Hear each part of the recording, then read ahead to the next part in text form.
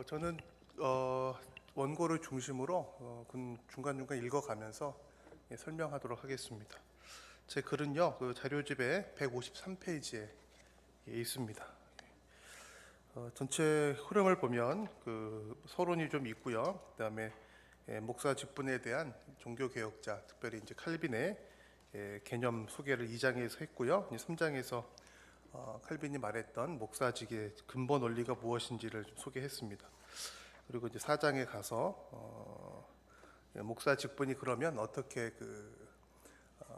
구현되도록 제시를 했는지 두 가지 중요한 개념에 대해서 소개를 했고요. 결론에서 적용을 좀 해보았습니다. 각 부분을 좀 살펴보면서요, 설명해 가는 방식으로 말씀을 드리도록 하겠습니다. 153페이지에 있는데 21세기에 많은 목회 상황이 다변화되면서 목회 직분이 어떻게 교회에서 실현될 수 있을까에 대한 논의가 활발하게 이루어지고 있고요. 논의라기보다는 이미 그런 일들이 많이 진행이 되고 있는 줄로 압니다. 특별히 이제 목사직을 이전처럼 똑같이 교회에서 풀로 전적으로 사례 받으면 살 수 있겠느냐, 이런 논의도 있고, 또 목사 정년과 관련된 논의도 교단별로 이루어지고 있는 줄로 압니다. 이런 문제들이 더 이상은 부인할 수 없는 현실이 되어 있는데, 이런 과정 속에서, 이런 상황 속에서 우리가 또 속해 있는 우리 교회의 역사적인 뿌리, 또 그 목사직에 대한 이해들을 살펴보는 것이 필요하겠다 생각이 듭니다. 또 피할 수 없는 작업이기도 하고요. 서론에서 그 문제를 약간 이야기해 보았는데요. 두 번째 단락에 이렇게 제가 한번 써봤어요. 이런 현실적인 문제를 우리 살펴볼 때 꼭 목사 직분에 대한 문제가 아니더라도 역사적인 사례를 다루는 이유가 뭘까, 또 다루어야 된다면 어떻게 다뤄야 할까 생각해 볼 필요가 있다고 생각이 듭니다. 역사적인 사례들을 연구하는 것은 이런 현실적인 문제에 어떤 답을 얻고 또 지혜를 구하기 위해서 아주 유용하고 꼭 해야 될 과정이다 생각이 듭니다. 그런데 그 과정에서 좀 조심해야 될 것들이 있습니다. 조심하지 않고 역사적인 사례를 그저 활용한다면 이게 자칫 남용, 오용이 될 수도 있기 때문입니다. 예를 들면 역사적인 사례들을 그대로 자기한테 필요한 대로 나열하는 것, 이런저런 방법들이 있었다라고 이야기하면서 우리 이렇게 교회를 운영하고 싶다라고 얘기하는 것이 바람직한 결과를 낳지 않을 수가 있어요. 그래서 역사가 보여주는 공과를 합당한 관점에서 평가하고 이를 현실 문제에 잘 적용하려고 하는 진지한 고찰이 필요하다고 생각이 듭니다. 그런 의미에서 우리 예수 비전교회에서 이번에 하는 교리와 부흥 컨퍼런스, 존 칼빈의 설교와 목양, 맨날 이야기잖아요. 벌써 500년이 다 된 이야기인데 뭐하러 하나, 이런 생각을 할 수도 있지만,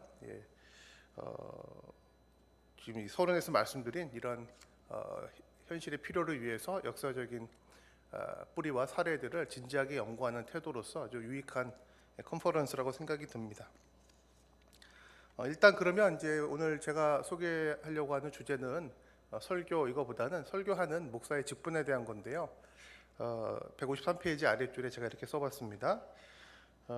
개혁교회, 또 이제 장로교회는 역사적으로 목사 직분에 대한 문제를 이래도 되고 저래도 되는 문제로 보질 않았고요. 교회의 정체성과 관련된 본질적인 문제 중에 하나로 보았습니다.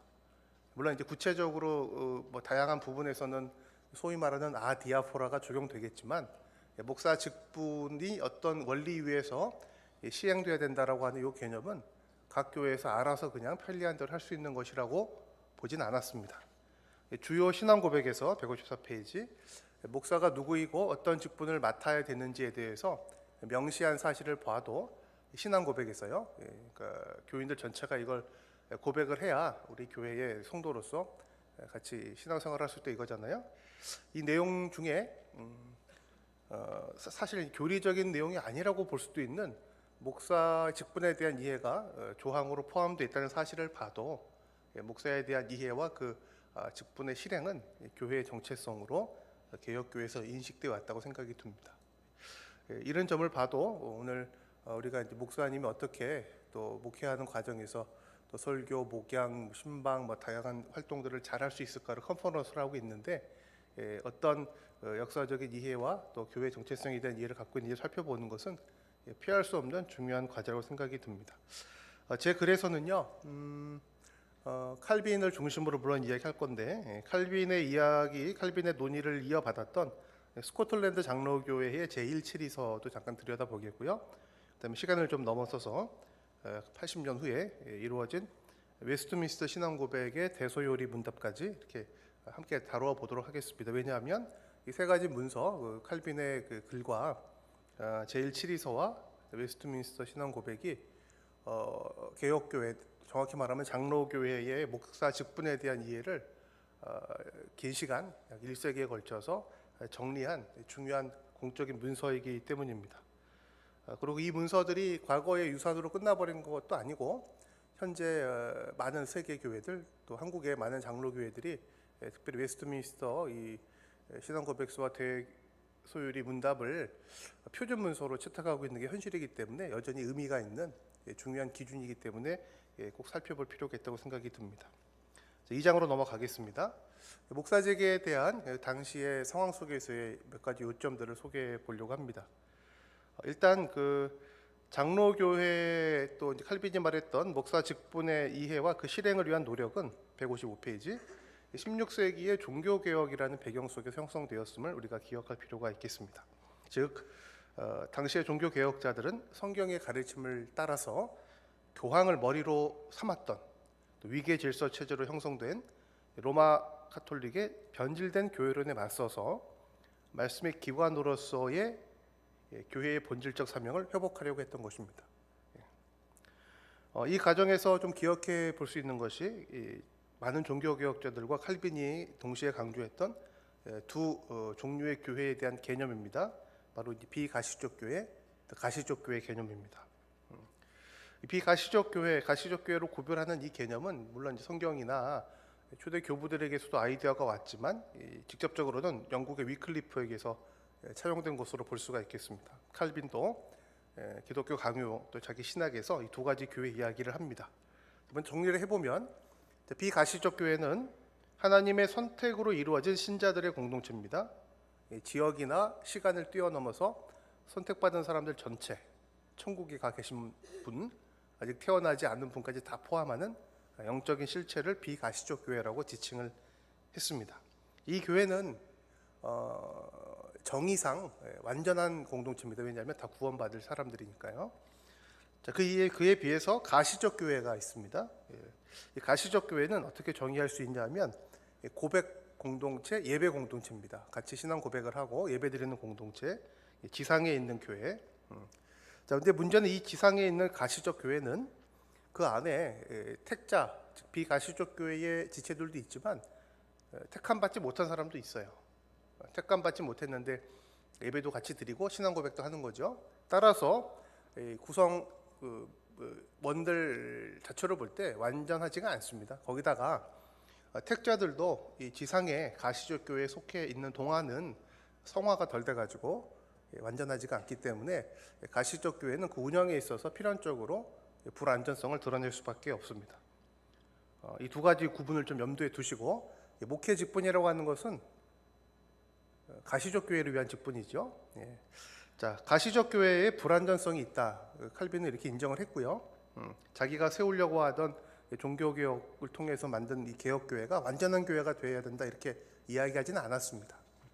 자, 그런 가시적 교회의 불안전성이 교회가 별로 중요하지 않구나, 필요하지 않구나라고 하는 교회 무용론이 될 수는 없었습니다. 두 가지 이유 때문에 그렇습니다. 첫째, 택자들로 구성되는 비가시적 교회는 하나님만 알고 계십니다. 따라서 현재 함께 예배드리는 가시적 교회 성도들이 가시적 교회를 존중할 수밖에 없는 인식론적인 한계가 있는 것입니다. 교회 안에서 저 사람은 택함 받은 것 같아, 아닌 것 같아 이런 얘기할 수가 없다는 거죠. 더 적극적인 이유를 이제 말하자면 가시적 교회를 존중해야 될 이유는 가시적 교회가 하나님께서 이 땅 위에서 자신의 자녀들, 즉 비가시적 교회의 택자들을 선택하고 부르시고 양육하는 구원의 유일한 기관이기 때문입니다. 칼빈이 볼 때는 이 가시적 교회가 지상에서 하나님의 구원 역사를 이룰 때 사용받는 유일한 기관입니다. 이와 관련해서 칼빈은 지상에 세워진 교회가 어머니 교회다라는 단어를 과감하게 사용합니다. 어머니 교회라는 표현은 로마 카톨릭이 좋아했던 표현이거든요. 하나님이 아버지시라면 어머니 교회를 떠나는 것은 용납되지 않는다, 이렇게 얘기하면서 종교 개혁자들을 비난했는데 칼빈이 그걸 받아가지고 맞다, 교회는 어머니 교회다, 이렇게 얘기했어요. 단 그 어머니는 하나님께서 맡기신 양육과 가르침의 사역을 잘 할 때 비로소 어머니 교회인 것이다 라고 주장을 했습니다. 즉 모성적 돌봄, 또 가르침에 대해서 강조하면서 교회는 곧 지상에 있는 가시적 교회는 학교로서의 역할을 잘 감당할 때 어머니 교회일 수 있다라고 이야기했습니다. 2-2입니다. 자, 따라서 가시적 교회, 물론 한계가 있고 문제가 있지만 하나님께서 사용하시는 구원의 유일한 기관, 이 가시적 교회는 모성적 돌봄과 가르침을 통해서 그 가시적 교회의 정당성을 확보할 수 있는 것입니다. 그래서 칼빈이 말했죠. 지상에 있는 교회, 이게 진짜 교회인지 아닌지, 정말 하나님께서 쓰시는 어머니 교회인지 아닌지를 결정하는 두 가지 표지가 있다 그랬습니다. 바른 가르침, 성례의 바른 성경대로의 시행, 두 가지를 얘기했는데요. 같은 맥락이라고 볼 수가 있겠습니다. 자, 말씀의 선포, 성례의 시행은 어머니 교회의 모성적 돌봄과 가르침에 있어서 가장 중요한 역할이고 사역이고요. 지상에 있는 교회가 교회라고 불리울 수 있는 이유입니다. 자, 그렇게 보면 이 두 가지 역할, 즉 말씀을 가르치고 성례를 집례하는 교회의 표지에 해당하는 사역을 담당하는 사람이 목사입니다. 이렇게 보면 목사가 교회의 정체성과 교회의 진정성을 결정하는 데 있어서 가장 중요한 직분이라고 말할 수가 있겠습니다. 물론 다 중요하지만 맡은 일이 교회의 이게 진짜 교회인지 아닌지를 결정하는 중요한 역할이라고 말할 수가 있겠습니다. 각조 13번에 읽어보시면 될 것 같고요. 결론적으로 보면 칼빈의 교회론, 또 목사 직분에 대한 이해는 이와 같은 종교개혁적 교회론의 배경을 갖고 있습니다. 옛날에 그랬는데 지금은 아니다라고 하기에는 우리가 이제 종교개혁 시대 때 등장했던 성경에 대한 이해, 또 교회에 대한 이해를 여전히 우리 교회의 신학적 역사적 정체성으로 삼고 있기 때문에 이 부분은 꼭 기억을 해야 될 필요가 있겠습니다. 그럼 이게 어떤 의미를 갖고 있는지 뒤에서 좀 보기로 하고요. 두 번째로 종교개혁 시대 때 나왔던 주장들 중에 156페이지 아랫줄이에요. 목사 직분과 관련해서 또 생각해 봐야 될 것이 바로 만인사제 사상, 만인제사장 사상인데요. 루터가 이 얘기를 했고 칼빈도 이 얘기를 했습니다. 동의했습니다. 자, 일단 만인사제 사상은 기본적으로는 예수님께서 단번에 성취하신 구속사역으로 인해 더 이상 구약의 제사장, 로마 카톨릭의 사제와 같은 이런 중보적 역할은 필요가 없게 됐다, 이런 구원론과 관련된 사상입니다. 그리고 이 구원론적 사상은 이제 인간 중보의 불필요를 이야기하기 때문에 교회론으로 연결이 됩니다. 특별히 그리스도 아래에서 모든 신자들이 동등한 지체임을 말하는 교회론적 의미를 가지고 있습니다. 각주 14번에 칼빈이 했던 이야기 써놨으니까 칼빈도 동의했다 볼 수가 있겠고요. 자, 그런데 이제 생각해 봐야 될 것은 칼빈이나 종교 개혁자들이 강조했던 만인 사제 사상이 교회 직분 무용론은 아닙니다. 소위 말하는 이제 무교회주의라고 불리는데, 무교회주의는 이제 교회를 다 없애자라기보다는 정확한 표현은 교회 직분 무용론, 교회 직분 폐기론 뭐 이런 거잖아요. 이것과는 적어도 종교 개혁자들이 말했던 만인 사제 사상은 관련이 없습니다.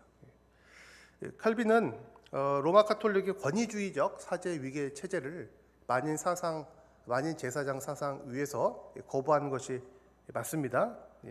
그러나 이것은 직분을 무용화시키기 위해서가 아니라 도리어 교회 안에 세워진 직분을 강조하고 그 직분들의 역할의 중요성을 잘 인식하자는 입장입니다. 즉 목사는 희생 제사로 미사를 집례하는 로마 카톨릭 사제가 아닙니다. 교회의 한 지체일 뿐입니다. 그건 맞습니다. 그러나 목사는 예배 중에 하나님의 말씀을 선포하는 가장 중요한 직분을 담당하고 있습니다. 또 예배뿐 아니더라도 교회 안에서 가르침과 관련된 책임을 맡고 있는 것이 목사입니다. 칼빈은 목사의 신분이 아니라 목사가 담당하는 직분의 내용에서 이 목사직의 가치와 영예를 찾으려고 했습니다. 이 점에서 볼 때는 로마 카톨릭은 신분에다가 무게감을 두는 거고요. 반대로 이제 무교회주의 또 아니면 교회 제도 무용론도 칼빈의 만인 사제 사상에서는 합당하지 않은 것이었습니다. 각주 15번인데 이 구절과 유사한 다른 구절의 취지는 성경의 구절을 이용하면서 주님이 영원히 인준하신 사역자들을 통해 교회를 다스리고 지키는 방법이 우리 가운데서 무가치하게 여겨지고 멸시되어 결국에는 폐지되는 일은 있어서는 안 된다는 것이다 라고 말하고 있습니다. 이와 같은 그 종교개혁적 취지와 만인 사제 사상을 통한 다른 교회 직분의 정립의 노력이 우리가 오늘 생각해 보려고 하는 목회 직분에 대한 칼빈의 개념에서 중요한 두 가지 기초라고 볼 수가 있겠습니다. 칼빈만 이야기를 한 게 아니라 웨스트민스터 표준 문서에서도 이와 같은 개념은 그대로 계승이 잘 되고 있습니다. 각주 16번에 보면 이제 무형교회, 유형교회로 번역이 되어 있는데요. 가시적 교회와 비가시적 교회 가운데 이제 유형교회의 필요성에 대해서 웨스트민스터 대요리 문답에서 이야기하고 있고요. 158페이지 가면 신앙 고백에서도 목사 직분이 갖고 있는 필수성과 중요성을 분명하게 이야기하고 있는 것을 우리가 알고 있습니다. 각주 19번 다음에 따라서 종교개혁 이후에 장로교회는 이와 같은 이해에 따라 교회 안에서의 목사의 사역을 성경의 가르침에 합당하게 또 바르게 정립하기 위해서 노력을 했습니다. 그리고 딱 이거다라고 고정하기보다는 목회 다양한 현장과 시대 상황 가운데 바르게 실현하기 위해서 노력해 온 것이 우리가 갖고 있는 역사적 유산입니다. 이 과정에서 중요하게 드러나는 것은 상하 위계 체제 하에 신분적 직위로서의 목회자를 이해하는 것을 거부했던 것입니다. 감독 제도를 거부했던 이유가 여기에 있습니다. 동시에 목사직의 독특한 사역과 중요성을 무시함으로써 결국 교회를 무질서한 가운데 인간적 화합으로 전락시키거나 혼란을 야기하는 회중주의도 우리는 경계를 했습니다. 오늘날 한국의 특별히 장로교회가 개혁신학의 기초와 그 구현을 위한 역사적 노력을 존중하려고 한다면 저는 존중해야 된다고 생각을 하는데요. 목사의 직분에 대한 현실적 논의를 함에 있어서도 찰빈과 또 이후에 장로교회가 일관되게 지키려고 해왔던 교회론적 이해를 좀 잘 인식을 하고 이를 충실하게 계승하려고 할 필요가 있습니다. 조금 한 걸음 더 들어가 보겠습니다. 3장. 자, 그러면 가시적 교회, 비가시적 교회 또 목사의 직분에 대한 칼빈의 이야기 속에서 무슨 얘기를 그러면 칼빈이 강조했던 것인가? 이게 중요한데요. 목사 직분의 근본 원리는 무엇일까? 이것은 그리스도께서만 교회의 유일한 머리시다라고 하는 성경의 가르침입니다. 종교개혁 구호들 중에 이제 솔루스 크리스투스라고 있죠. 그리스도만이 교회의 유일한 머리시다라고 하는 가르침, 머리가 되셔야 된다라고 하는 게 아니라 이미 머리시란 거죠. 문제는 성경에서 예수님이 직접 이렇게 말씀하시고 선포하고 계시는데 이것을 우리가 어떻게 이해를 하고 어떻게 구현할 것인가의 문제가 담겨져 있는 것입니다. 이 원리는 첫 번째로 로마 카톨릭의 교황 수의권을 거절하게 합니다. 159페이지. 교황 수의권이거든요. 교황도 예수님을 머리라고 이야기합니다. 교황 로마 카톨릭도. 그러나 예수님이 로마의 주교에게 교회를 지상교회를 통치할 수 있는 열쇠를 맡겼다라고 주장하는 것입니다. 그러나 우리는 그렇게 생각하지 않습니다. 하나님께서 예수님에게 이 세상과 교회의 지배권을 맡기셨고 예수님은 지금 쉬고 계시는 것이 아니라 교황이나 어떤 누구에게 특정인에게 교회의 통치권을 맡기신 게 아니라 지금도 통치하고 계십니다. 그의 말씀으로 통치하고 계시다는 것이 중요합니다. 성경 근거는 간단합니다. 마태복음 28장에서 세상 끝날까지 너희와 항상 함께 하신다 그랬습니다. 위로가 되는 말씀인데 다른 한편으로는 두려운 말씀입니다. 조금 우리가 할 테니까 쉬고 계시지. 아닙니다. 끝까지 항상 함께 계시면서 뭐 하시겠어요? 우리는 이제 구경하시거나 격려하신다 보지 않고 통치하신다고 봅니다. 더불어 제세례파 등이 주장했던 교회 직분 무형론도 예수 그리스도가 머리시라는 사실 때문에 거절됩니다. 왜냐? 예수님이 통치하시는데 예수님이 통치하시는 방식이 무엇인지가 성경에 기록되어 있고요. 어떻게 통치하시는 거냐 하면 자신의 직분자들을 세워서 통치하신다고 되어 있기 때문입니다. 이와 같은 이 칼빈의 오직 예수 그리스도라고 하는 원리는 159페이지 제1 7위서에도 명백하게 선언되어 있습니다. 각주 25번에 칼빈은 이 근본 원리 위에서 목사가 담당하는 직분의 중요성과 목사 개인이 가질 수 있는 권위의 차이를 선명하게 구분하려고 했습니다. 목사님들이 개인적으로 각자 교회 안에서 성도들의 존경을 받고 또 사회 안에서 어떤 신망을 얻는 것은 필요한 일이고 좋은 일입니다만은 그것과 목사가 담당하는 직분이 중요한 것은 좀 구별이 돼야 된다는 것입니다. 중요한 것은 훌륭한 목사님 우리 교회에 계신다라고 하는 것이 귀한 것이긴 하지만 그 위에 목사 직분을 설정하고 목사 직분을 평가하는 것은 바람직하지가 않고요. 목사님이 맡은 직분의 내용에 목사직에 대한 이해와 기초를 두는 것이 맞다는 것입니다. 구체적으로 칼빈은 성경에 기록된 감독이라는 단어를 이야기하면서 이것은 어떤 신분적 타이틀이 아니고 목사에게 주어진 말씀 선포의 직무와 관련된 것이다라고 강조했습니다. 즉 로마 카톨릭의 감독, 주교들이 많이 있는데 이 사람들이 제대로 말씀 가르치지 않고 예배를 제대로 시행하지 않는다면 목사가 아니라는 거죠. 감독이 아니라는 이야기입니다. 목사의 소명은 목사 개인의 신분이나 존엄을 주장하기 위한 근거는 아닙니다. 도리어 이 소명이라고 하는 것은 내가 맡은 직분이 얼마나 귀한 것인가를 깨닫고 최선을 다하게 만드는 일종의 조건이고 일종의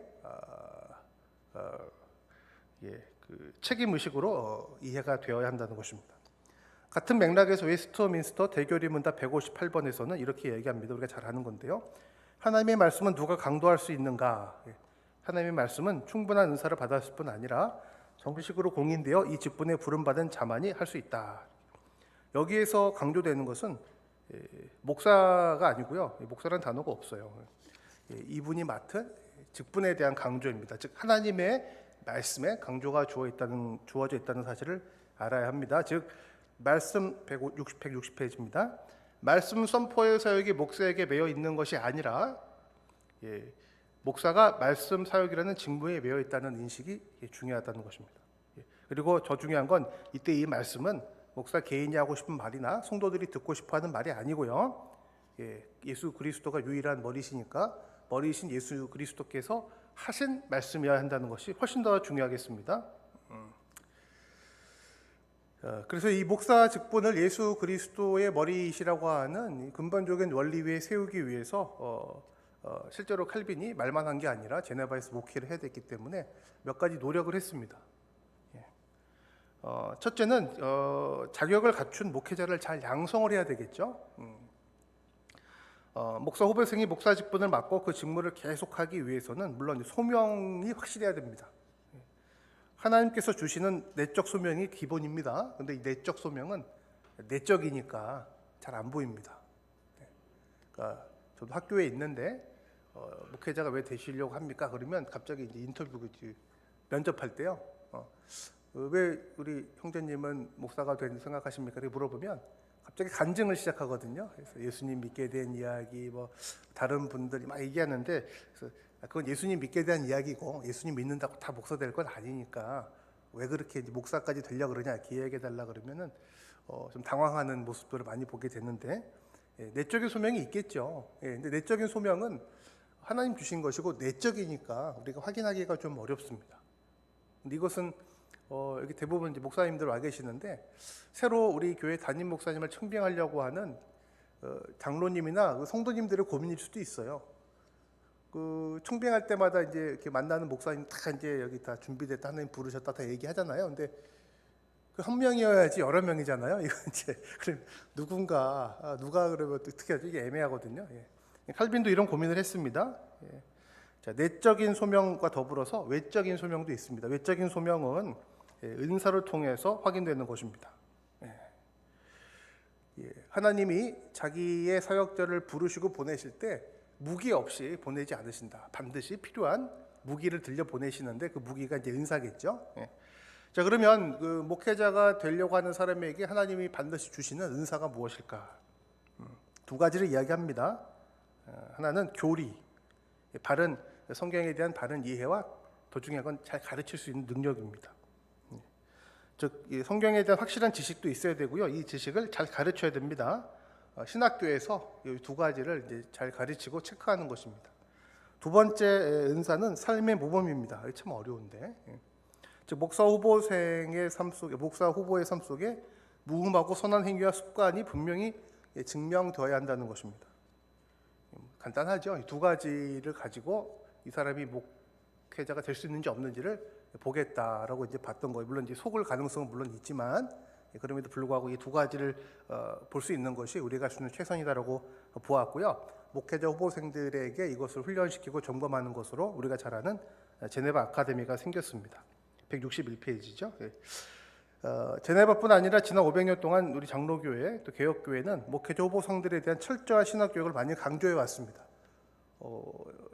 제가 경험해 보면 다른 훌륭한 다른 교파들 많이 있는데, 많은 교파들에서 특별히 장로교와 이 리폼드 쪽은 목회자 교육이 철저하다라고 이제 인식을 많이 하시더라고요.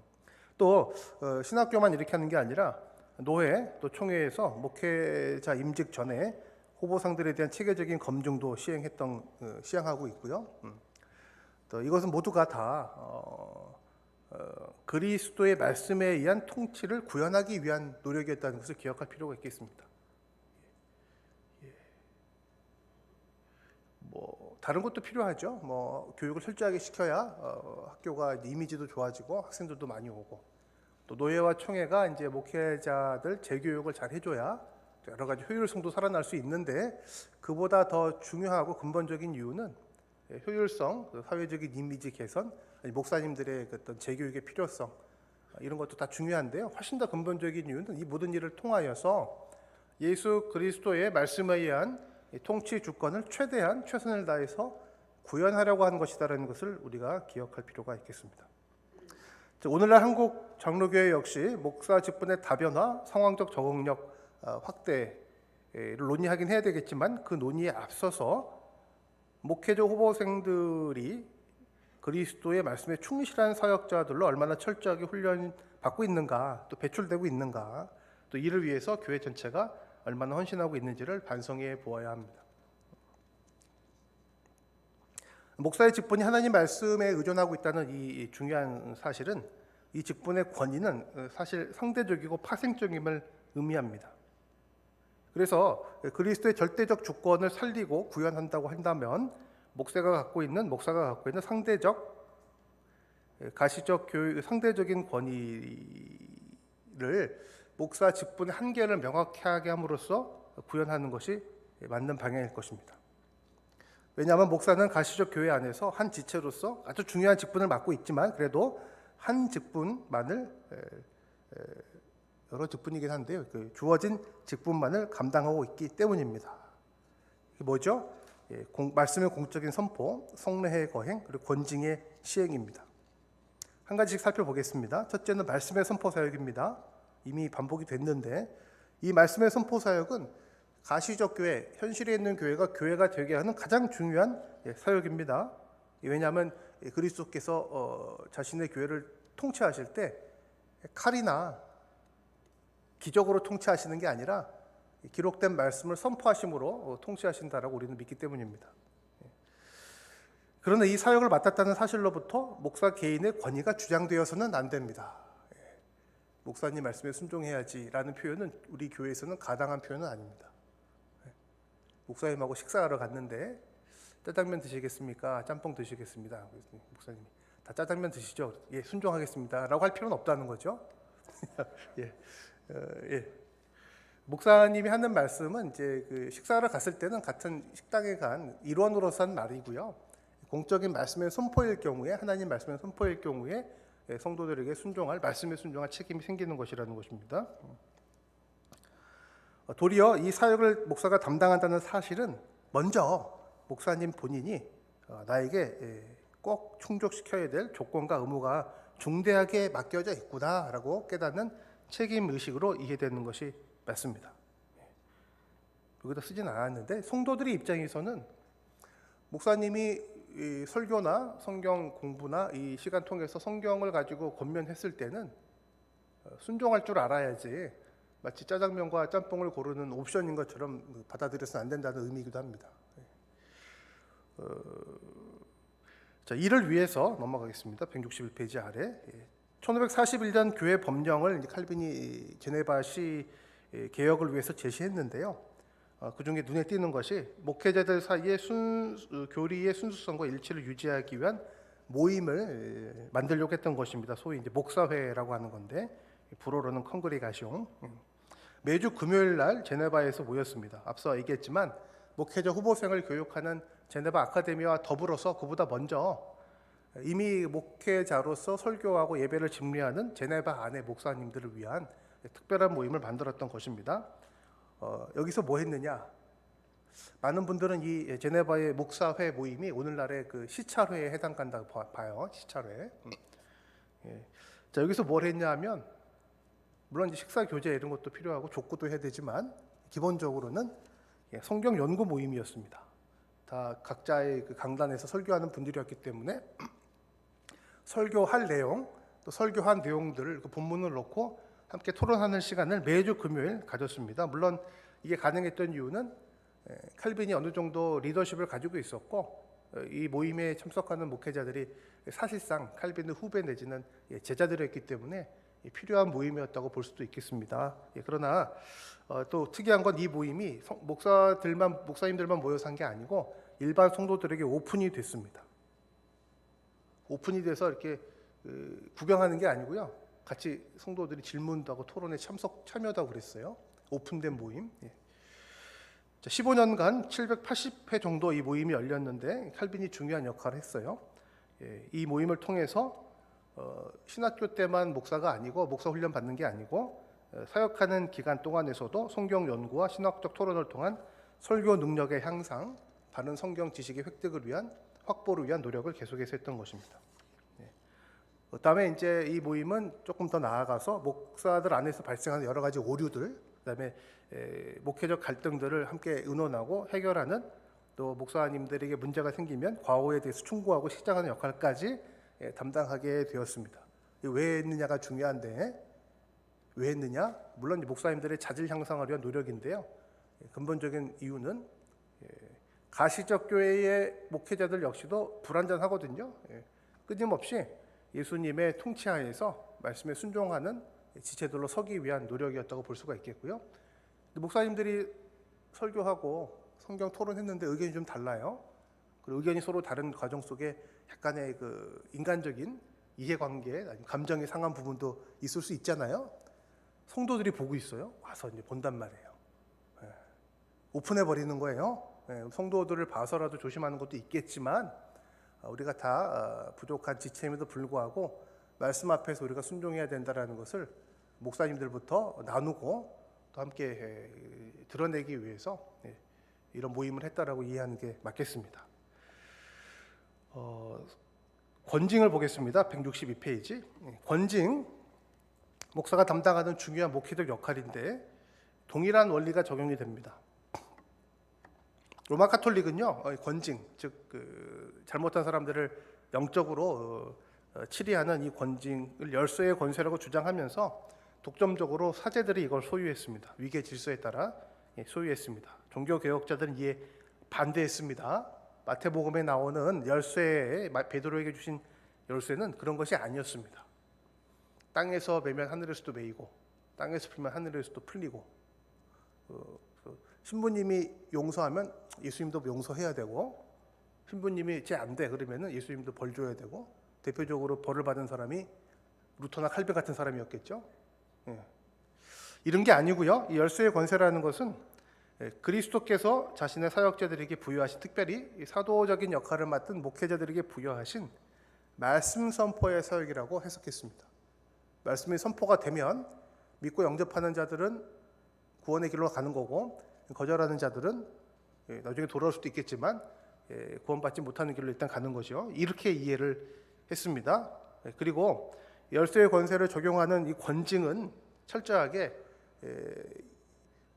도덕적 선악 판단이 아니고요. 예수 그리스도의 말씀에 의한 통치를 구현하기 위한 방편으로 생각을 했습니다.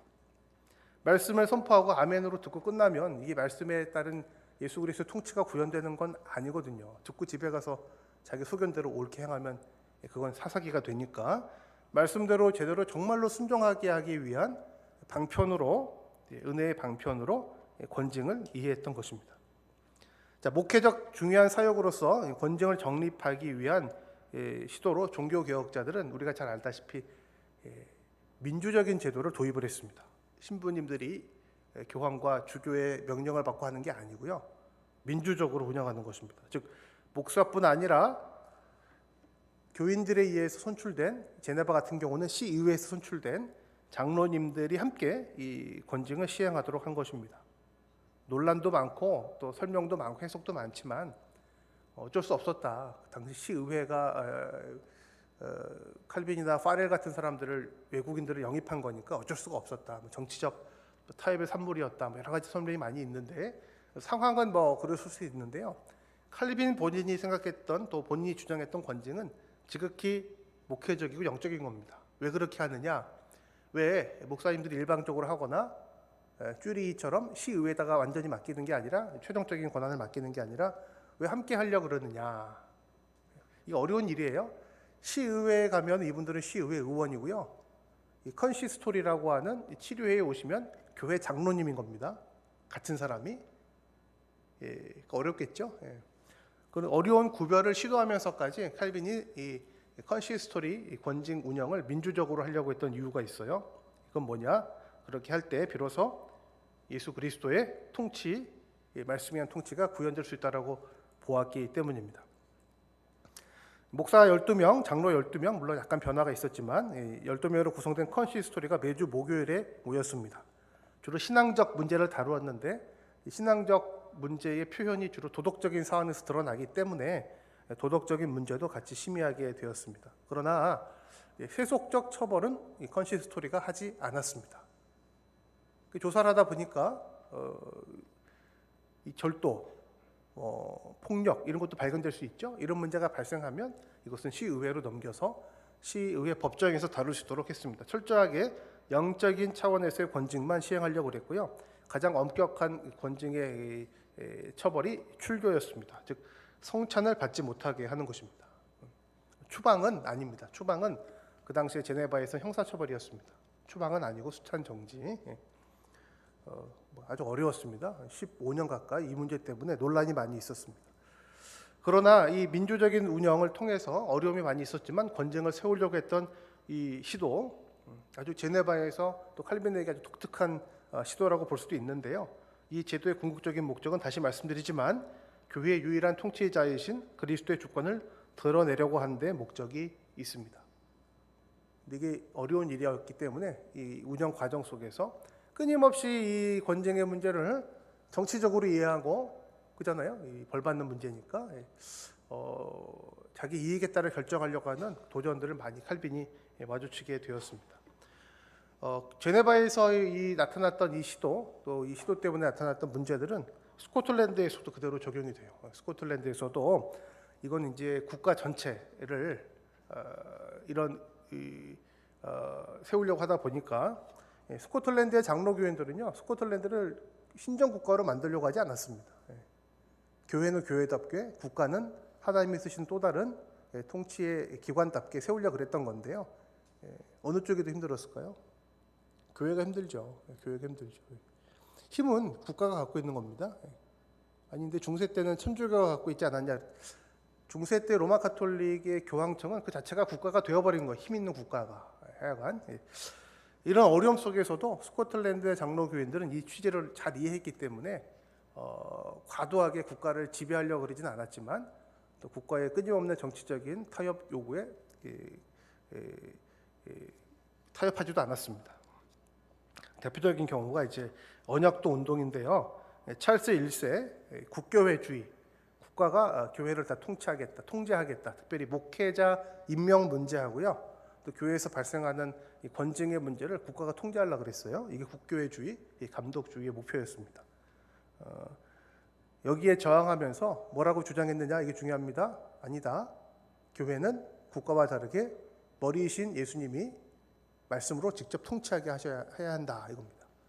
국가도 예수님 머리시지만 여기는 위정자를 세워서 법으로 시민적 법으로 통제한다면 교회는 더 명확하게 직접적으로 예수님이 말씀으로 통치하게 해야 된다. 구별을 주장하다가 국교회 주의를 주장했던 국왕과 충돌해서 순교까지 하는 일이 발생했던 것입니다.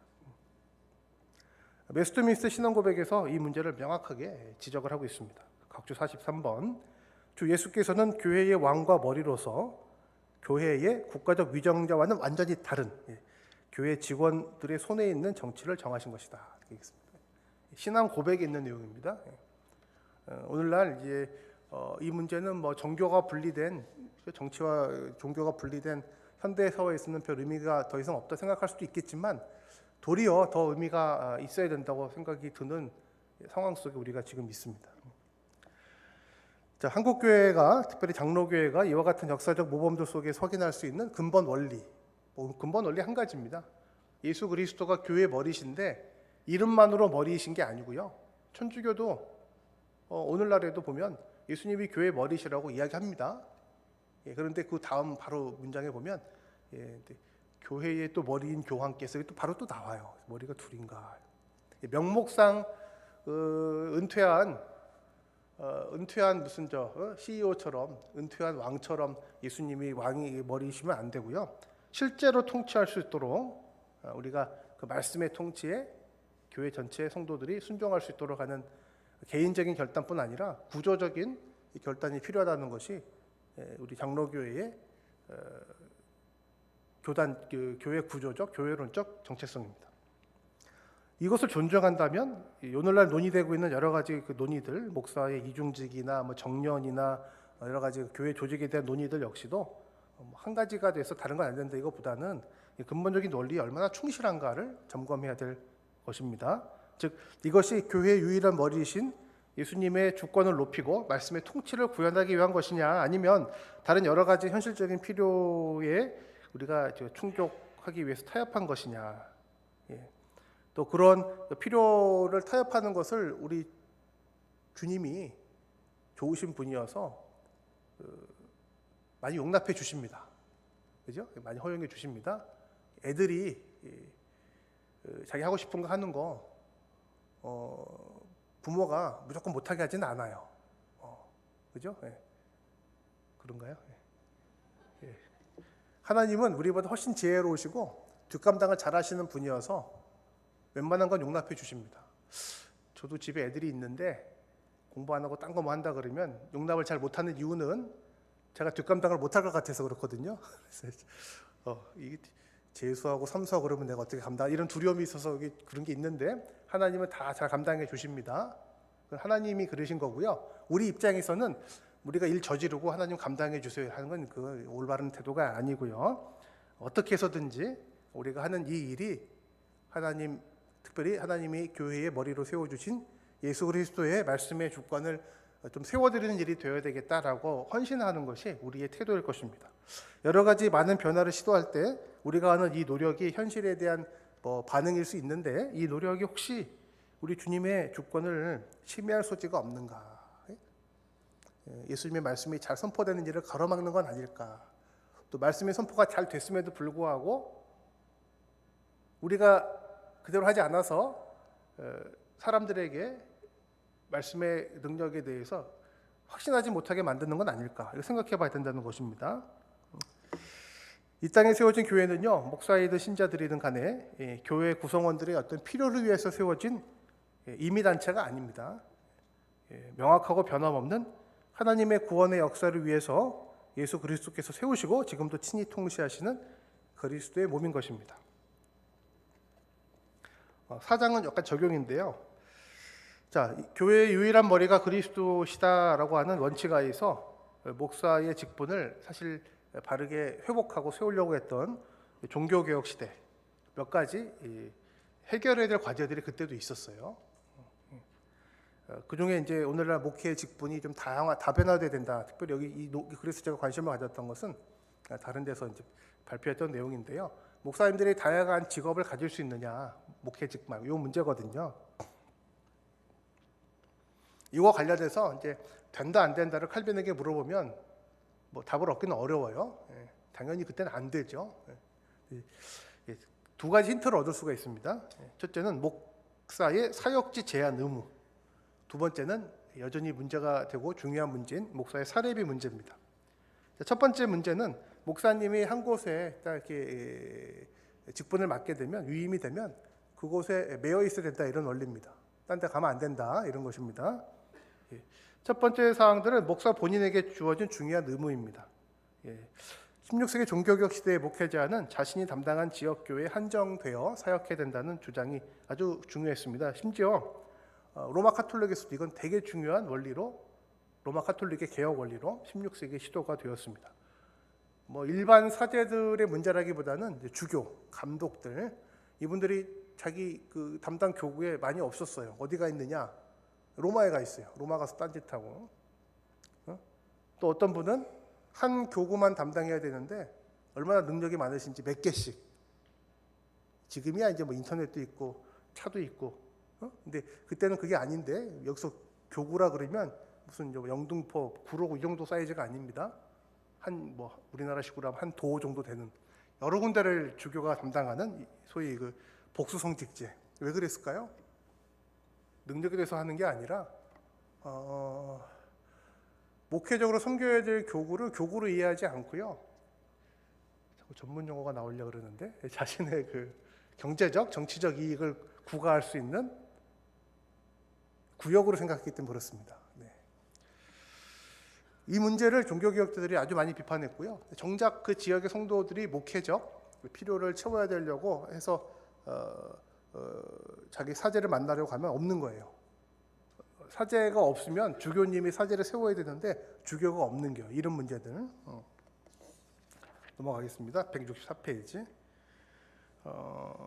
이것 때문에 당시에 많은 지역의 교회들, 특히 로마 카톨릭 교황청에서도 문제를 인식해서 소위 상주 규정, Duty of Residence라는 것을 트렌트 회의에서 첫 번째 개혁 법규로 채택하기도 했습니다. 목사의 사역지 제한 정책은요, 각주 48번입니다. 기존의 감독 제도의 한계를 극복하고 장로교 제도를 세우려고 했던 여러 나라 교회에서도 공통적으로 채택이 되었습니다. 스코틀랜드 제1치리에서도 마찬가지고요, 웨스트민스터에서도 마찬가지였습니다.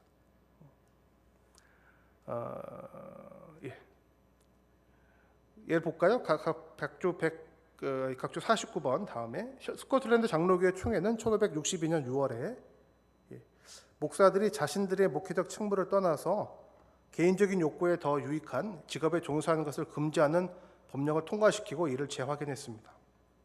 그리고 제1치리서에서는 스코틀랜드 장로교회가 채택한 목사의 사역지 제한 의무 규정이 지체들의 자의적인 선택으로 인해 그리스도의 통치권이 침해를 당하고 그 결과 인간적인 조직으로 교회가 변질되는 것을 방지하기 위한 조치라는 것을 치리서에서 분명히 이야기합니다.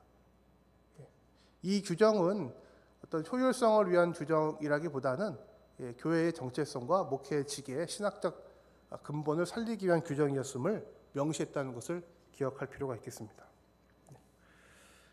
이거 중요하기 때문에 한번 보겠습니다. 각주 51번. 우리는 교회 전체 혹은 교회 대다수가 정당한 고려를 따라 한 목사를 한 교회에서 다른 교회로 전입시킬 수 없다고 생각하지는 않는다. 그죠? 다만 우리는 한 번 엄중하게 선택되어 승인받은 후에 회중들이 자신들의 자의적 선호에 따라 목사를 바꾸는 일은 허용할 수가 없다. 이게 이제 제가 이해하는 우리 장로교에서 생각하고 있는 위임의 개념의 이유입니다. 왜요? 제일 경계가 되고 있는 것은 자의적인 선호입니다. 자의적인 선호. 목사 개인의 자의적인 그 선호도 문제가 되지만 회중들의 자의적인 선호에 따라서 목사님이 왔다 갔다 하게 되는 것은 허용 안 한다. 회중교회는 허용 안 한다고 총회에서 얘기하는 게 별로 의미가 없을 수 있기 때문에 장로교회는 만약에 허용을 안 했는데 이런 일이 발생하게 되면 목사나 그 개 교회에 대해서 치리권을 노회가 발동할 수 있는 기구를 세우는 것입니다. 이 장로교 정신인데요. 왜 그럴까요? 중앙에서 통제하기 위해서 그런 걸까요? 통제라는 말이 강한지 모르겠지만 자의적인 이 판단, 자의적인 변경, 자의적인 이 다변화가 예수 그리스도께서 말씀으로 통치하신 일을 침해할 수 있다고 봤기 때문에 그렇습니다. 위임 목사 제도는 중요합니다. 왜 중요하느냐? 이건 이제 목사님과 성도님들 사이에 어떤 힘겨루기가 아니라요. 예수님 믿고 예수님이 하실 거라고 믿고 신중하게 선택을 하고 절차를 잘 지켜야 되는 게 맞지만 하나님께 맡기는 것입니다. 그리고 위임받은 목사님은 하나님 앞에서 위임을 받았던 사실을 기억을 하고 이것을 책임의식으로 소명으로 인식하는 것이 중요한 것입니다. 자, 이와 같은 목사 사역지 제한 의무 규정 함부로 못 바꾼다는 거예요. 함부로 여러 가지 다른 사역을 병행할 수 없다는 것입니다. 어떤 의미가 있을까요?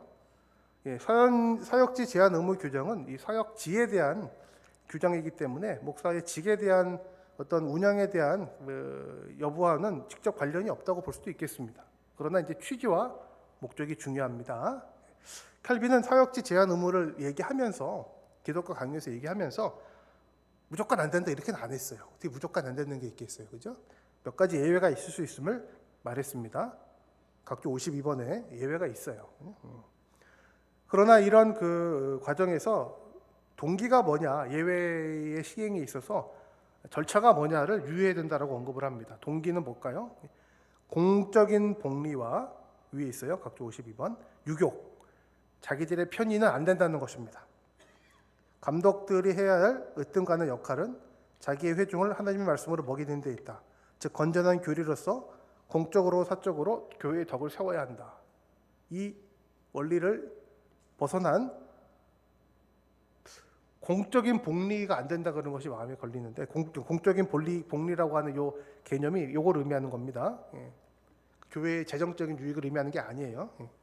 공적인 복리라고 하는 개념과 유교, 자기들의 편의가 대비가 됩니다. 위에 스코틀랜드 제1치리스에 나오는 자의적인 선호하고 같은 개념이라고 할 수가 있겠습니다.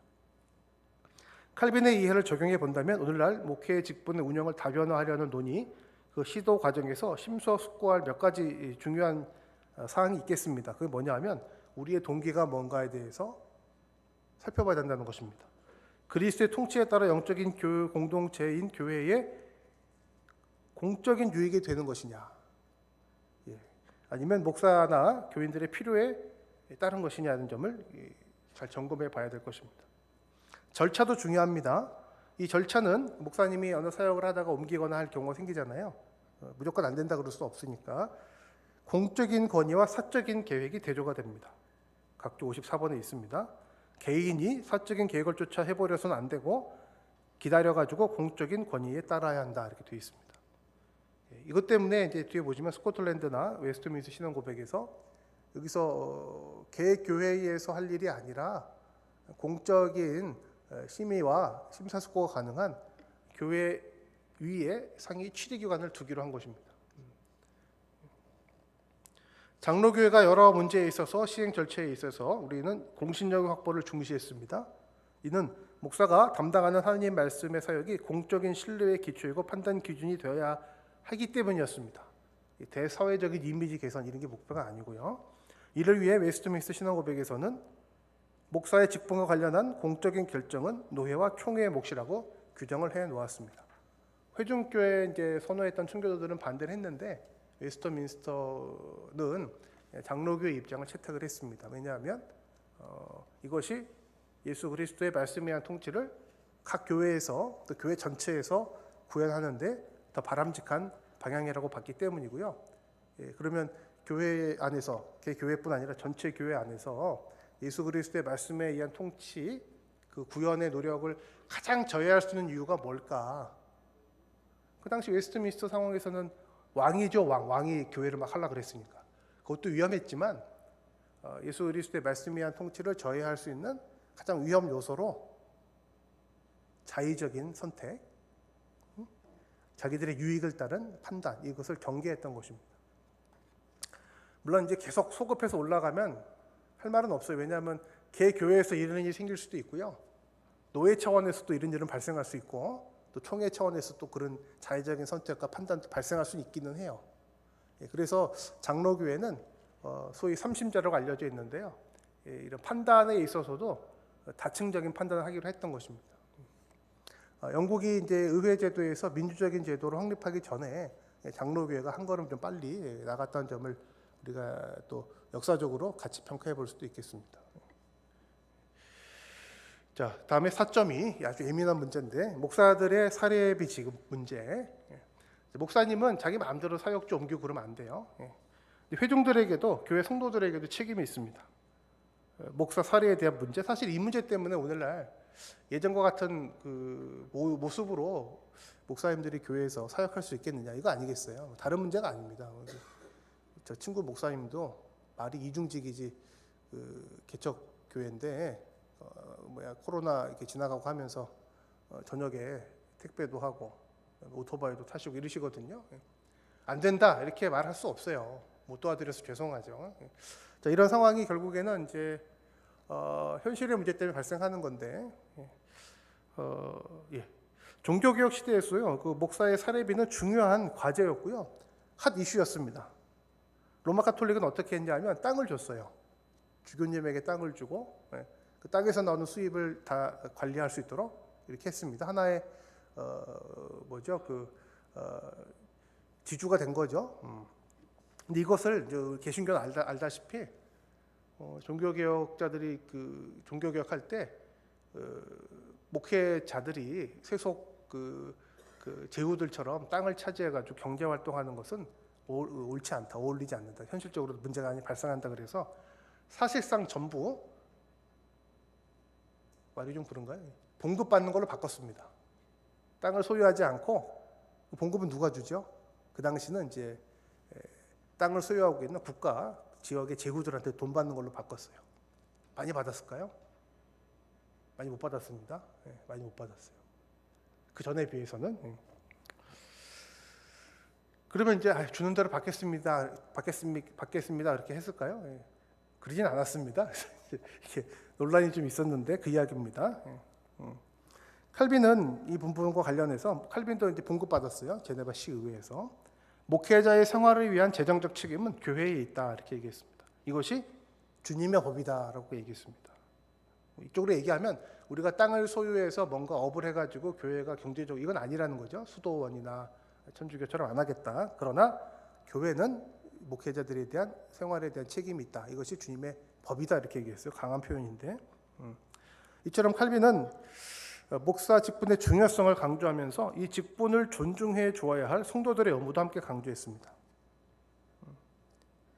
이거 읽을게요. 59번. 흙으로부터 난 보잘것없는 한 사람이 하나님의 이름으로 말할 때 목사님이 그가 무엇 하나 우리보다 뛰어난 것이 없다고 하더라도 그를 하나님의 사역자로 여기고 그에게 가르침을 받을 만한 자세를 보이는 것은 하나님 자신을 향한 우리의 경건과 공경을 선언하는 최고의 증언이 되는 것이다. 목사님이 스스로 말하기는 어렵지만 이 말씀조차도 이 내용조차도 가르칠 책임이 목사님 자신에게 있다는 것이 어려운 점이긴 합니다. 근데 가르침의 책임은 목사님에게 있으니까요. 말해야 됩니다. 제1치리서 167번 7페이지 5장에서 아예 그냥 별도의 장을 마련해서 목사들의 사례에 관하여라는 규정을 만들었습니다.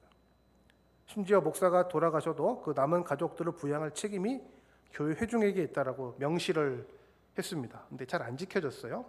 밑에 이유를 보시면 이제 설명해놨으니까 보면 되겠습니다. 사실 스코틀랜드의 의회에 귀족들은 많은 존 넉스가 그걸 비판했는데요. 경제적인 이유 때문에, 정치적인 이유 때문에 개신교 한 겁니다. 자기들이 싫어했던 스튜어트 왕실이 로마 카톨릭 쪽이었으니까. 그다음에 가장 막강한 그 재산을 소유한 세력이 천주교 사제들이었기 때문에 일시에 그걸 딱 압류해서 귀족들이 소유하고 미안하니까 여왕한테 3분의 1은 또 줬어요. 뭐 이런 식으로. 존 낙스가 종교개혁할 때는 로마 카톨릭이나 혼자 미사 드리는 여왕을 비판했지만 막상 1560년에 종교개혁 장로교회가 딱 되고 나서는 이렇게 이중적이고 사실은 겉과 속이 다른.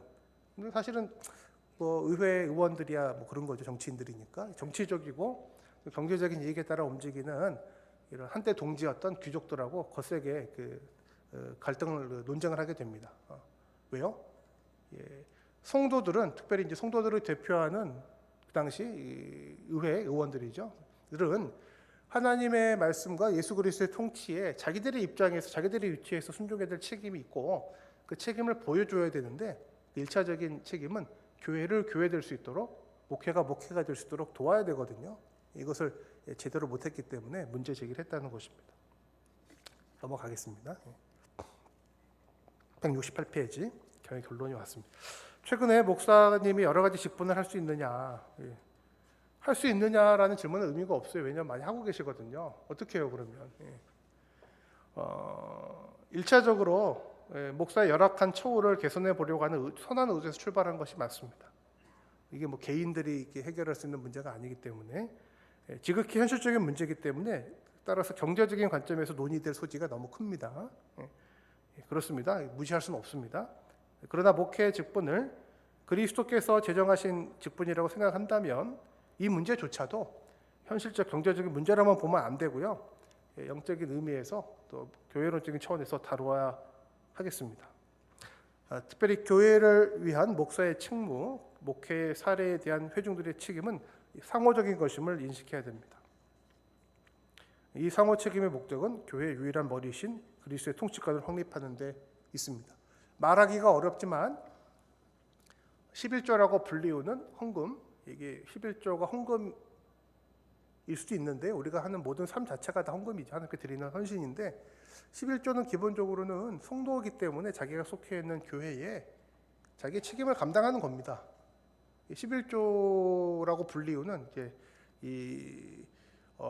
성도들의 기본적인, 이 말은 좀 어색하긴 한데요. 일종의 회비, 의무금의 기본적인 용도는 목회자들이 교회에서 목회에 전념할 수 있도록 하는 것입니다.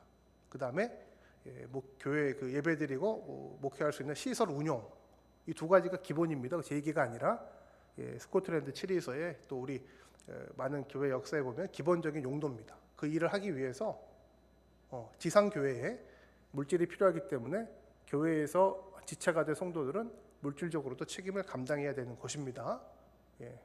국가에 세금을 내는 문제조차도 영적인 의미를 부여할 수가 있겠지만 그건 간접적인 거고요. 교회에서 성도들이 목사님들의 생활과 교회의 시설 운영, 여러 가지 목회 사역을 위해서 기본적인 물질적인 헌신을 하는 것은 성도의 기본적인 하나님에 대한 순종과 경건의 표현인 것입니다. 11조를 하면 복을 많이 받고 11조를 안 하면 벌을 받기 때문에 하는 게 아니고요. 11조 안 하면 벌 받을 것 같아가지고 계속 했는데 어느 날 빼먹고 한 몇 번 안 했더니 벌을 안 받아요? 괜찮네? 이렇게 되거든요. 아니면 11조를 많이 해서 복 받은 록펠러 같은 이야기를 많이 듣다가 진짜 열심히 30년 동안 20년 동안 했는데 아무런 복이 안 오고 사업이 망했어요. 이 설득이 안 되는 거, 그런 차원이 아니고요. 이미 복은 다 받았습니다. 구원 받았잖아요. 그리고 벌 받을 일은 없습니다. 잘 못하면 하나님이 징계를 하시지만 그것도 복입니다. 이 은혜에 감사해서 뭘 해야 될까 할 거 많지만 지상교회에서 우리도 예배드리고 또 안 믿는 사람들에게 복음 전해야 되고 우리 자녀들에게 말씀 가르쳐야 되니까 하나님이 직접 우르릉 쿵쾅 신의 사내처럼 하지 않으시고요. 자기 직분자들을 세워서 하신다니까요. 그죠? 마태복음 28장에서 예수님이 내가 직접 할게 하지 않으시고 너희들이 가서 하라 그랬습니다. 직접 하시지 뭐 우리 시켜가지고 서로 번거롭긴 한데 하나님의 뜻이고요. 그 안에 은혜가 있는 거니까 그걸 존중한다면 성도들은 헌신해야 됩니다. 참 말하기 어렵지만 말해야 됩니다. 왜? 이 경제적인 논리나 편의적인 논리나 아까 정서적인 논리로 11조나 이 헌신 생활을 이해하면 실질적인 삶 속에서의 말씀에 대한 순종과 헌신이 이루어지지 않게 되는데요. 그 가르침의 책임도 목사님들이 맡고 있습니다. 잘 못된 잘 이게 이루어지지 않아서 어려움이 생기는 책임은 1차적으로 성도들에게 있는 건 아닙니다. 제대로 못 가르친 가르침의 직분을 맡은 사람들에게 1차적인 책임이 있는 거니까 이 문제에 있어서도 우리 목회자들이 또 교회가 분명한 기준을 세워야 하겠습니다. 결론입니다. 교회 역사 가운데 발견할 수 있는 각 교회와 시대가 처한 상황은 다 다릅니다. 그러나 다양한 상황 가운데 일관된 그리고 지켜왔던 성경적인 가르침 또 신학적인 원리가 중요할 것입니다. 오늘날의 여러 문제들을 대할 때도 16세기 종교개혁 시대 또 그 이후에 여러 사례들과 주장들을 관통하는 교회론적인 원리를 확인하는 일이 필요한 것입니다. 뭐였죠? 예수 그리스도께서 교회의 유일한 통치자셔야 한다는 것입니다. 이게 근본 원리입니다. 그리고 주님께서는 자신의 직분자를 통하여 선포된 이미 성경에 기록된 말씀을 다시 선포하심으로 가르치신다는 것입니다. 따라서 이 직분을 맡은 목회자들은 자신 개인의 어떤 신분이나 위엄이 아니라 주어진 말씀의 권위를 세우기 위해서 본인을 스스로가 제어하고 주어진 의무를 다하려고 하는 소명의식이 필요하겠습니다. 교회는 비록 부족한 점이 있고 여러 가지 변화의 가능성이 있음에도 불구하고 그 말씀, 예수님의 말씀을 존중하기 때문에 주님께서 쓰시는 말씀의 사역자들을 존중할 줄 알아야 됩니다. 현실적으로. 오늘날 급변하는 현실 속에서 목회 직분의 여러 가지 형태에 대한 논의는 충분히 가능합니다. 그러나 이 논의는 개혁신학과 장로교회가 건지해왔던 근본 원리, 예수 그리스도의 유일한 통치권을 선명하게 드러내려는 목적을 지향하며 이루어져야 할 것입니다. 새로운 목회 직분의 형태는 목사의 삶의 필요가 그리스도께서 맡기신 말씀의 직무를 손상시키지 않는 범위 내에서 이루어져야 되고요. 또 목사님 스스로가 항상 예수 그리스도의 말씀을 통한 통치 주권을 드러내기 위해 그 어떠한 위험과 노고도 감당하려는 헌신을 확고히 해야 할 것입니다. 교회 회중들 역시 그리스도의 통치권을 존중하고 이러한 관점에서 목사님들을 존중해야 되는데요. 이 존중은 무엇보다도 목사님들의 생활을 경제적으로 보장하는 실질적인 헌신으로 나타나야 할 것입니다. 노회와 총회가 이제 장로교회는 중요한데 이거 개 교회에게 맡겨서 해결될 문제는 아닙니다. 교인들이 책임지기 싫어서 앉는 게 아니고요. 더 힘들어요. 이런 상황에서 그리스도의 지상 명령에 따라 제정된 목사님들이 직무를 담당하시는데 이 직분이 사회적 여론이나 시장 논리에 지배당하지 않도록 이 논의를 바르게 이끌고 제도적인 장치를 만들려고 하는 노력을 해야 될 것입니다. 21세기 한국 상황에 적합한 목회 직분의 변화에 대한 논의는 현실과 이상 사이의 갈등의 문제가 아니고 장로교회가 견지해왔던 신앙 고백을 얼마나 잘 충실하게 실천할 수 있는가의 문제로 좀 다루어질 필요가 있겠습니다. 하나님과 우리 후손들은 21세기 한국교회가 이런 어려운 상황 속에서 얼마나 또 성취를 많이 해냈느냐도 보겠지만 얼마나 역사의 조건자이신 하나님 말씀에 충실하려고 했는가를 판단할 것이기 때문입니다. 이상 마치겠습니다.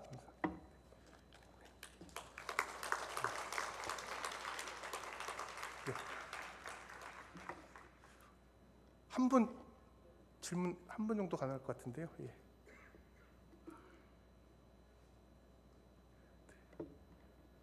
없으시면 예, 드리겠습니다. 예, 목사님. 네, 네. 비약하고 싶은 마음은 없는데 네. 목사와 교사, 목사와 집사,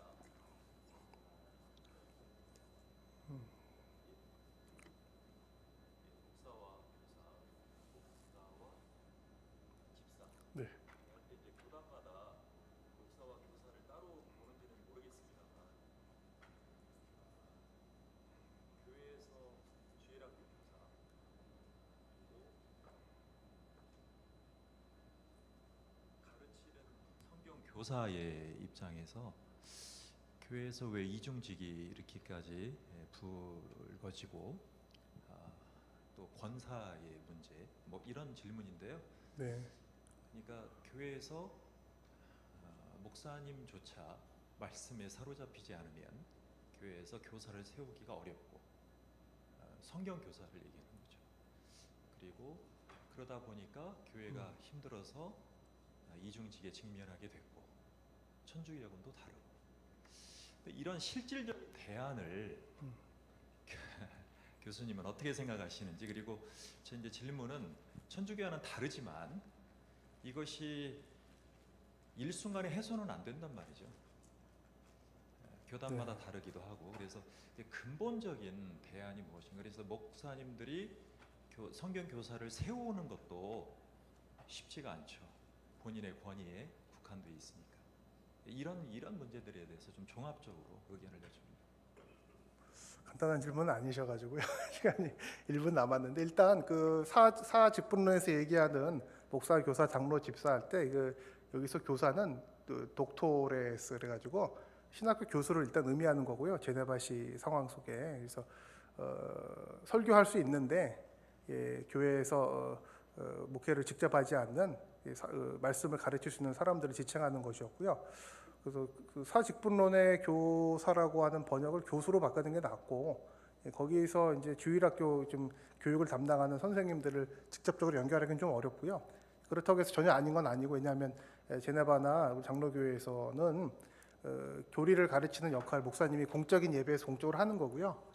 부모들에게 맡겼습니다. 부모들이 가정에 사는 거예요. 근데 총책임은 목사에게 있습니다. 뭘 어떻게 가르쳐야 될지 자료를 줘야 되고요. 방법을 알려주는 책임은 목사에게 있고, 그런 취지는 지금도 우리 주일학교 교육의 취지에 살아있다고 생각이 듭니다. 굳이 적용을 하면 이걸 이제 취지를 살린다고 하면 담임 목사님들이 주일학교 각 부서에서 누가 어떻게 가르치고 있는지를 좀 더 신경을 많이 써야 된다. 마음으로도 그렇고 실질적으로 그렇고 목회적으로도 그렇고 이렇게 적용은 좀 해볼 수가 있을 것 같고요. 두 번째 질문은 이중직은 가능하다 불가능하다 이 얘기는 이미 뭐 의미가 없습니다. 많이들 하고 계시기 때문에. 다만 적극적으로 장려할 일인가는 좀 고민해봐야 됩니다. 적극적으로 장려를 할 일은 아니지 않는가 저는 생각이 개인적으로 하고요. 왜냐하면 적극적으로 장려하면 어떻게 하려고 그러는가 싶기도 하고, 아무래도 실제로 이제 그런 일 하시는 동료 목사님들을 보면 생활 때문에 하시는데 목회에 지장이 있는 게 사실이거든요. 시간적으로나 체력적으로나. 그래서 굳이 이제 저녁에 하는 일, 이런 뭐 이런 일 하세요. 아침에 하는 일, 목회에 그래도 지장 없게 하시려고. 근데 그게 한계가 있고 힘드시니까 좀 이거를 고정화시키기보다는 좀 해결하기 위한 문제로 인식하는 게 필요하지 않는가 생각을 좀 해보고요.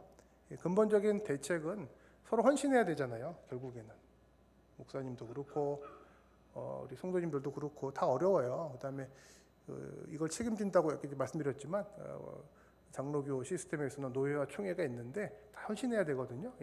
헌신을 하는 이유를 생존해 두지 말고 하나님의 뜻과 근본적인 교회를 세우신 원리 속에서 찾아야 된다 이렇게 생각이 듭니다. 제가 다른 데서 비슷한 얘기 발표하다 그 얘기 했거든요. 훨씬 더 어려웠던 적이 많이 있었던 곳으로 우리가 압니다. 한국 교회만 봐도 훨씬 어려웠던 시기, 예배드리고 말씀 전하면 순교도 했던 시기도 있었어요. 그런 시기도 한국 교회가 믿음으로, 그때 우리가 효율성을 따지고 현실을 따져서 했던 건 아니거든요. 우리 할아버지 우리 선배 목사님들이. 그래서 그런 마음을 우리 하나님께서 회복시켜 주십사 이렇게 기도하는 때가 아닌가 싶습니다. 오늘 이 중요한 컨퍼런스를 통해서 근본적이라고 하셔서 이제 근본적인 얘기밖에 못했는데요. 이런 내용들을 좀 생각해 볼 수 있는 기회가 되어서 저도 감사를 드립니다. 좋은 질문 감사드립니다. 마치겠습니다.